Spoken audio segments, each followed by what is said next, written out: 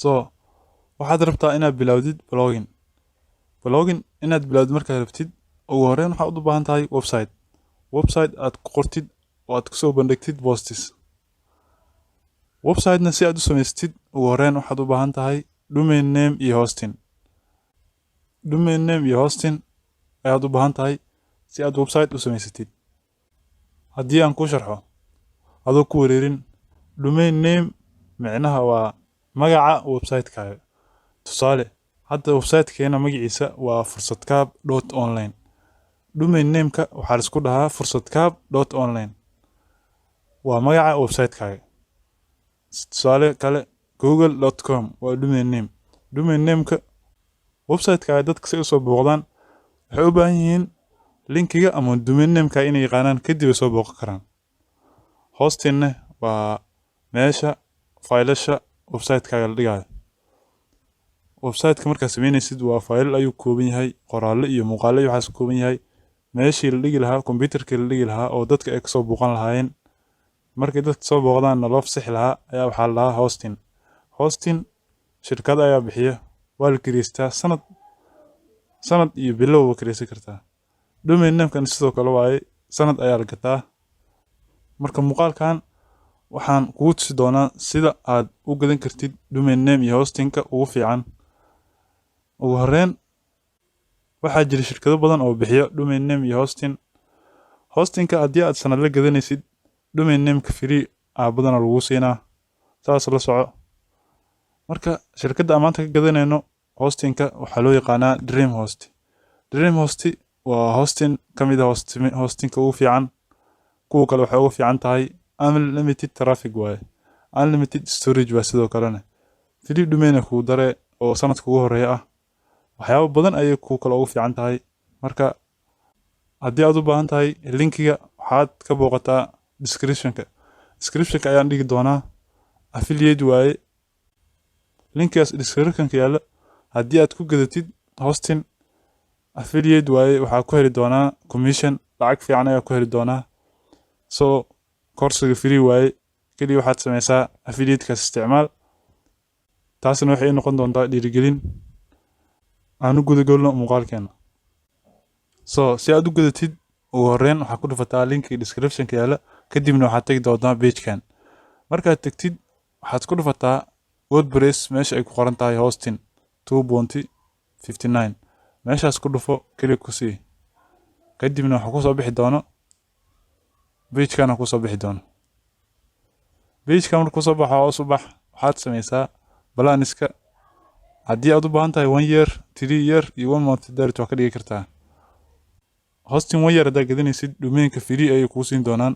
laakiin haddii aad gadanaysid hosting oo bilo ah, domain adiga ayaad gadanaysid $7 meelahaas ayaa .com ku hele. waxaad samaysaa, waxaad doorataa balaan, dooro monthly haada dooro. balaanka ugu horeeya waa wordpress starter.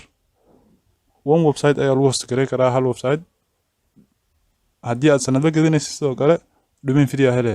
balaanka labaadna waa wordpress unlimited, website badan inaad host gareysid haddii aad rabtid, balaankaas ayaa la doortaa. marka waxaad samaysaa meesha kor waxaa ka doorataa 1 year ama 3 year midkaa rabtid ama 1 month. kadibna balaanada hoose u imaaw, midkaa rabtid dooro, kadib waxaa dhahdaa sign up taawo. kadib waxaa kusoo bixi doona page-kan 3 joos haystaa: domain inaad hore gadaal ka dooratid, iyo inaad domain hadda register gareysid, iyo inaad domain hore soo gadatay. 3 option aa leedahay. hadda anaga domain cusub ayaan register gareynaynaa. waxaad taabataa kan dhexe oo ay ku qoran tahay register new domain, kaas kaliya ku sii. markay ku soo baxdo waxaa raadisaa domain-ka rabtid magaciisa raadi, kadibna magaciisa qor .com and .site mid kor waa ahaado.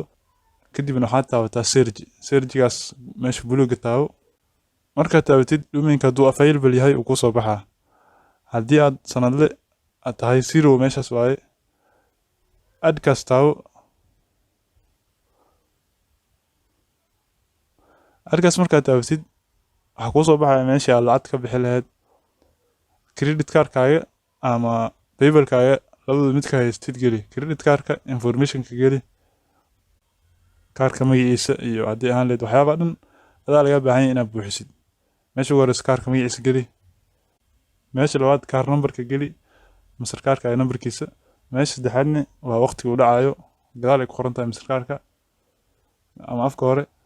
meesha ugu dambeysana waxaa gelisaa security code-kaaga ama CVV-gaaga. intaas markaa buuxisid, hoos u dhaadhac billing information-ka inaad buuxisaa laga rabaa foomkaas. billing address-ka geli oo address-kaaga street-ka, kadibna country-ga meeshaas waxaad doorataa Soomaaliya ama waddanka aad joogtid.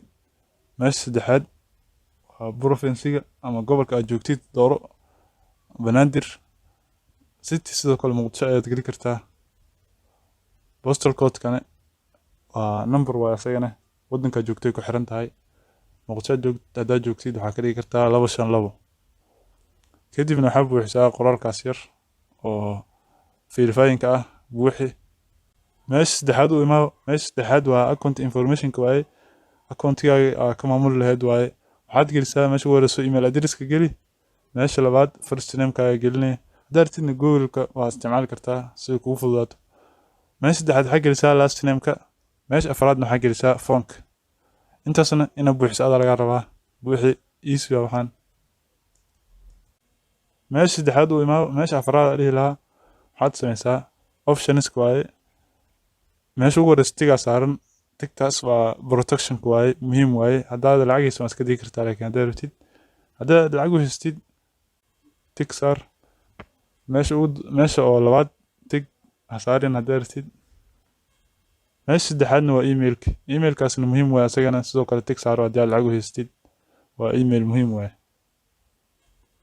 kadibna hoos u daadeg, waxaad taabataa submit order.